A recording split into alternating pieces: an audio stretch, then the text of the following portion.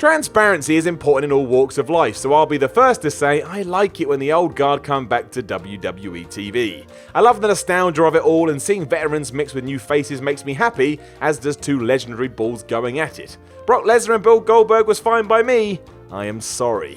Not everyone feels that way though, and that goes for people in the crowd and those behind the curtain. Sometimes the so-called part-timers return to Vince McMahon's open arms and piss everybody off in the process, despite that not being the intent. Can't tread too carefully when you're dealing with pro wrestlers. I'm Simon from WhatCulture, and this is 10 part-timers who screwed with the WWE roster. Number 10, Brock Lesnar. I've already made my thoughts about the beast known, but let's look at the other side. When Lesnar destroyed John Cena at SummerSlam 2014 to win the WWE Championship, there were parties around the world, especially given how it went down. Then, however, these same people realised that as a part-timer, the most important belt in the company may not be the regular mainstay it once was.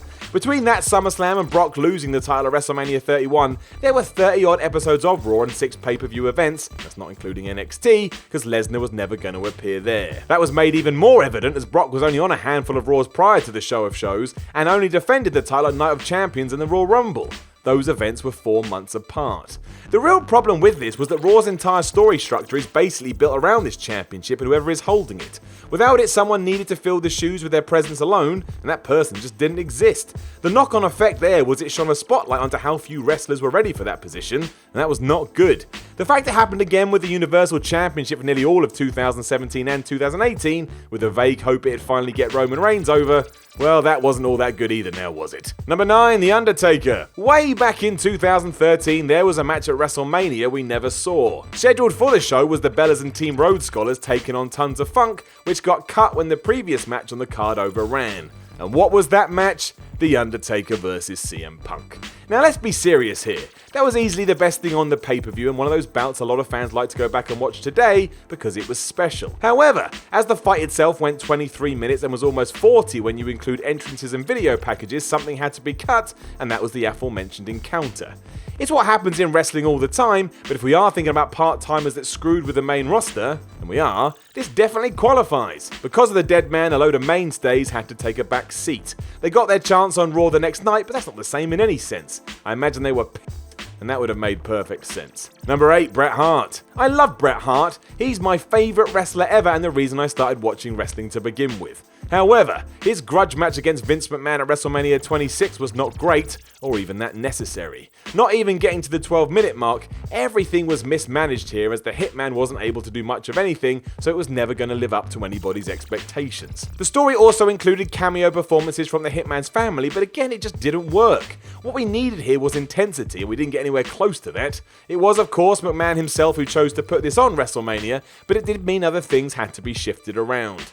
10 men took part in that year's Money in the Bank ladder match, and 26 superstars competed in an 8-minute dark battle royal. CM Punk's grudge match against Rey Mysterio only got 6 minutes, with the tag titles only going 3. Even Triple H only managed to scrape 12 minutes against Sheamus, and the result was that the roster was shortchanged, and maybe the fans a little bit as well. Number 7, Sting and Triple H. This was not Sting's fault. I thought seeing him in the WWE was awesome and long overdue. The problem was how he was going to be used within Vince McMahon's organisation, where he'd literally never stood foot in, despite being in the business for over 20 years. Would this be a 2003 Goldberg situation?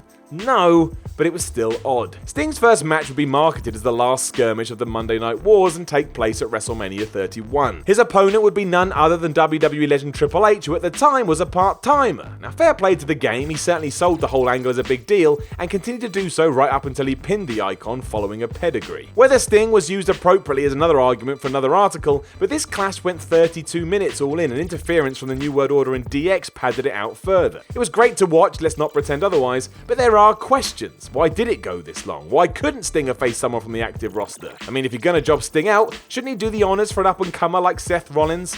It's all very strange in hindsight, with all the plaudits going to a man that wouldn't even be on TV every week. Number 6, The Undertaker. Again, during the same show, we also had The Undertaker taking on the new face of fear, or Bray Wyatt. The angle didn't get off on the right foot to begin with, given that The Undertaker hadn't been seen since losing to Brock Lesnar at WrestleMania the previous year, so he didn't do anything prior to the show itself. Wyatt basically had to bicker with himself for weeks. Then there was the match. It was fine, more or less, but the loss of the streak and an injury to Wyatt really really hampered this to the point it was nowhere near what it was meant to be. That sucked because on paper this was the feud we wanted to see, the new Phenom taking on the old one. It was surely the time to pass the torch and position Bray as someone who could carry on the idea of The Undertaker was, but that didn't happen. Instead, because of what went down at Mania 30, Taker couldn't lose again, so he didn't. There's another problem because Taker would return at SummerSlam to exact revenge on Lesnar, so why did he need to take out Wyatt before that? It absolutely contributed to the Wyatt we know today, and that sucks too. Number 5, Batista. Another dude that had a rough ride on his return in 2014, Batista's comeback was not handled smartly at all by WWE. The intent was that he would receive a hero's welcome that would roll him right into a Royal Rumble win and a sure title victory at WrestleMania 30. But in execution, this was gubbins. Batista was aware of this and warned company officials long in advance that the crowd wouldn't take to him as a babyface, but his worries fell on deaf ears. The problem was Batista wasn't coming back in to put someone over or to add star power to a depleted roster. He was coming back in to coincide with the release of Guardians of the Galaxy, in which he had a starring role. After he was going to win the title as well, there wasn't much of a plan after that. Batista had movies to make, so he wasn't sticking around, and a part-timer coming in to win the most popular match of the year and then a championship was always going to be irksome. Anybody could tell you that. It was obvious.